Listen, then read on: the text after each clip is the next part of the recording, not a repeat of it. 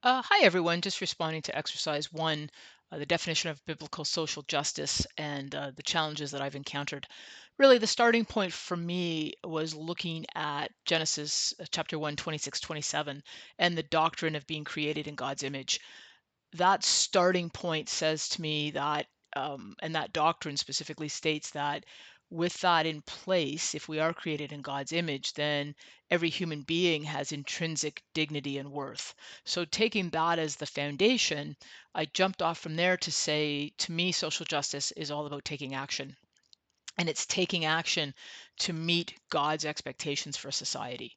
And whether that's at the individual or corporate church level, I see it both ways. But if we are truly meeting God's expectations for society and ensuring dignity and intrinsic dignity and worth, then we have social justice and we have a balance in society that we don't have pockets of disadvantaged. I think that's where I've come out in at the end of the day, and when I look to Scripture, I see that being supported in Scripture such as Isaiah 117. Seek justice while defending the orphan and pleading for the widow. Micah 6:8, act justly and love mercy. Proverbs 31, 8 to 9.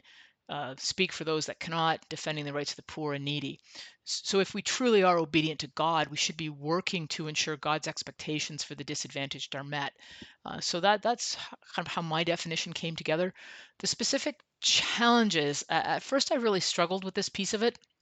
Uh, I then kind of reflected and said, well, I've always kind of struggled with knowing who to help and how to bring that about. And we've struggled with that as a church board as in terms of how we best use our resources to best align with the needs of the neighborhood or the needs of society.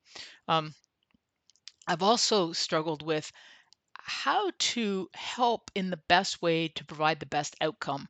So sometimes I'm concerned that we're not necessarily listening to the needy and the disadvantaged. We're maybe putting our own lens on that as to what we think they need, rather than really stepping back and saying, what do you need, and making sure their needs are being met. So that's my second concern, and I will I will share my third concern is very individual to me.